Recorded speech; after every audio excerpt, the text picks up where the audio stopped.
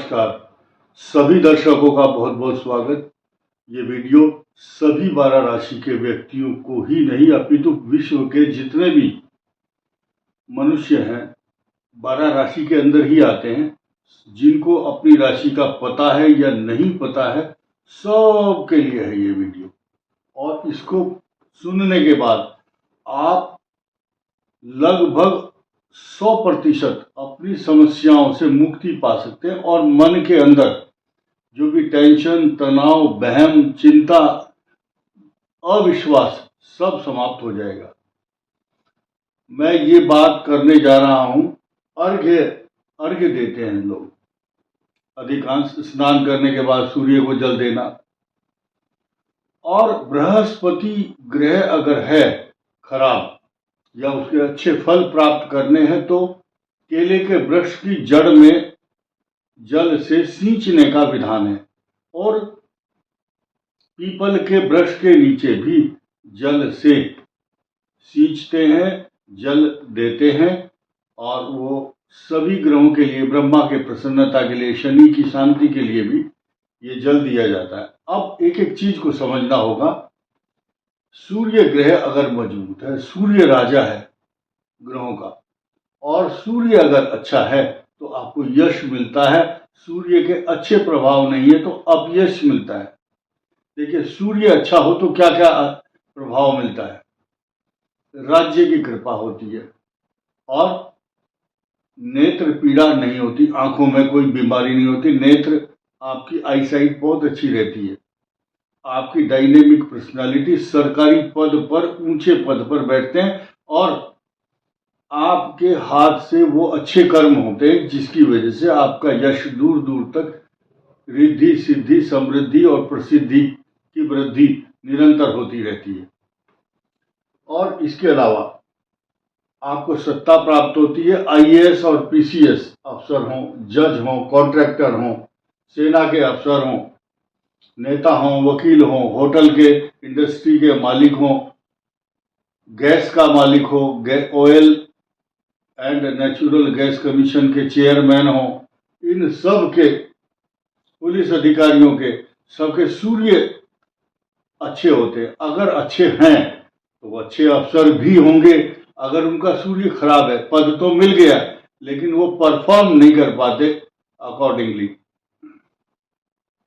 ये तो सूर्य का प्रभाव। अगर सूर्य खराब हो तो अपयश मिलता है, नेत्र पीड़ा मिलती है, आंखों की प्रॉब्लम, स्किन प्रॉब्लम, जेल यात्रा, फॉल्स एलिगेशन, किसी भी केस में फंस जाता है आदमी और यातनाएं झेलता है, उसके ऊपर चार्जशीट बनती है, आरोप पत्र दाखिल होता है उसके खिलाफ। तो ये प्लस माइनस, अगर मान लिया कोई कॉन्ट्रैक्टर है, उसने कहीं को, सरकार ने उसको कॉन्ट्रैक्ट दे दिया, उसकी लेबर बीच में भाग जाएगी, काम ठप हो जाएगा और वो सस्पेंड हो जाएगा या ब्लैक लिस्टेड हो जाएगा। ऐसे ही वकीलों की पोजीशन है। वकील का अगर सूर्य अच्छा है, आर्गुमेंट पावर भी होगी, डायनेमिक पर्सनालिटी। और सूर्य क्या करता है, आपका कम्युनिकेशन स्किल बुध और शुक्र अलग है, लेकिन सूर्य अच्छा है तो जो वकील है अदालत के अंदर, जज के सामने, when he will produce his valuable information, जब वो एक अपनी आर्गुमेंट प्रस्तुत करता है, everybody will listen very carefully, सब लोग ध्यान से सुनते हैं। इस बात का प्रभाव है कि वकील का सूर्य अच्छा होना चाहिए। वकील कैसा बना, वो ग्रह अलग है, लेकिन वकील होने के बाद वो जज बनेगा या नहीं, या उसकी परफॉर्मेंस वकालत में कैसी रहेगी, ये निर्भर करता है उसकी ग्रहों की स्थिति के ऊपर, खास तौर से सूर्य। तो सूर्य को जल देते हैं। अगर आपका सूर्य बहुत अच्छा है, अगर जल देते हैं तो और अच्छा हो जाएगा, कोई बुराई नहीं है। सूर्य नारायण नाराज नहीं होंगे कि तेरे सूर्य अच्छा है, तू जल क्यों दे रहा है, कोई नहीं मना करेगा आपको।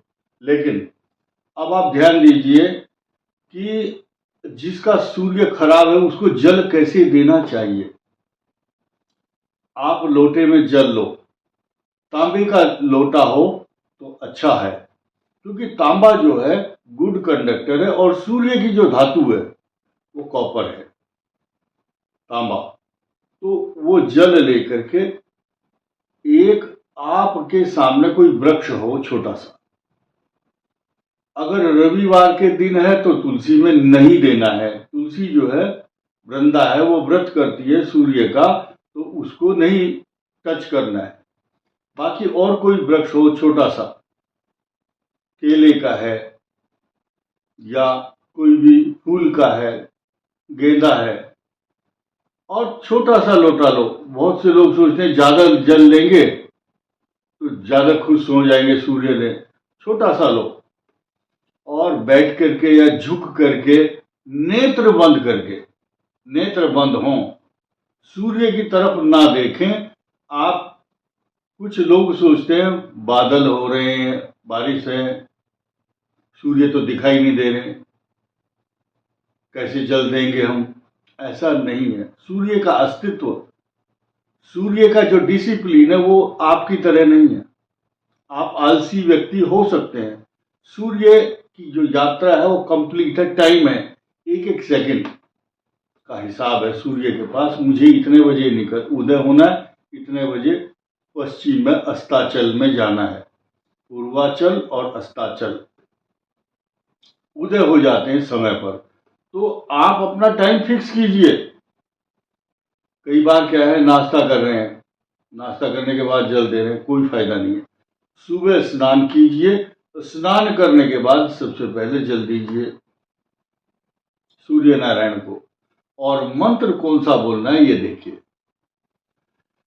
कुछ लोगों को शक होता है, वहम होता है, अरे मैंने गलत मंत्र बोल दिया। कुछ नहीं बोलना। कुछ लोग मंत्र जानते भी नहीं है, मत बोलो मंत्र अगर नहीं जानते तो। मंत्र है ओम सूर्याय नमः।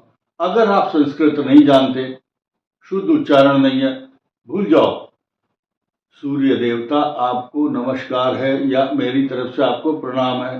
कुछ लोग बोलते हैं जल और सूर्य और हमारी ये नेत्र, ये तीनों एक सीध में होने चाहिए। इस प्रकार की शंकाएं और भ्रम आपको जीने नहीं देंगी। वहम बहुत है संसार में, इन्हीं बातों में चक्कर में पड़ जाओगे, रह जाओगे। मेन चीज क्या है, जो जल दे रहे आपके पैरों पर छींटा ना आए। आंख बंद करो, सूर्य के सामने आंख खोलना नहीं है। सूर्य आपका नेत्र खुद प्रकाश देने के लिए आए आभा मंडल को। आप उस समय नेत्र बंद कीजिए और जल दीजिए बड़े प्रेम से। लक्ष्य कीजिए उस वृक्ष की जड़ में जाए, गमला है या उसकी जड़ में, वो छींटे इधर उधर ना जाए। सूर्य नारायण श्रद्धया दीयते इति श्राद्धम, जैसे श्राद्ध करते हैं ना, आपकी श्रद्धा होनी चाहिए सूर्य के प्रति। आपका जल कोई भी पाइप लेकर के वहां तक नहीं ले जा रहा, सूर्य देव स्वयं ग्रहण कर लेते हैं। ये सूर्य की बात कंप्लीट हुई। अब आया बृहस्पति। बृहस्पति के कारण आपकी कुंडली में सूर्य अच्छा है या सूर्य अच्छा कर लिया आपने, तो आपका जीवन सफल हो गया। और आपका सूर्य अच्छा है और ज्ञान नहीं है, बुद्धि नहीं है, याददाश्त नहीं है, आर्गुमेंट पावर नहीं है, और बृहस्पति ज्ञान के दाता है। अगर बृहस्पति खराब है, नीच राशि में या खराब स्थान में है या खराब फल दे रहे हैं, तो बृहस्पति को प्रसन्न करने के लिए क्या करना है, छोटा सा केले का वृक्ष लो। अगर नहीं है गमले में, कोई बात नहीं, तो आप किसी भी वृक्ष में ओम विष्णवे नमः, नहीं तो बोलना हे विष्णु देवता आपको प्रणाम है। जरूरी नहीं है कि आप अभी नई ट्रेनिंग लो, संस्कृत पढ़ो, फिर मंत्र सीखो, नहीं।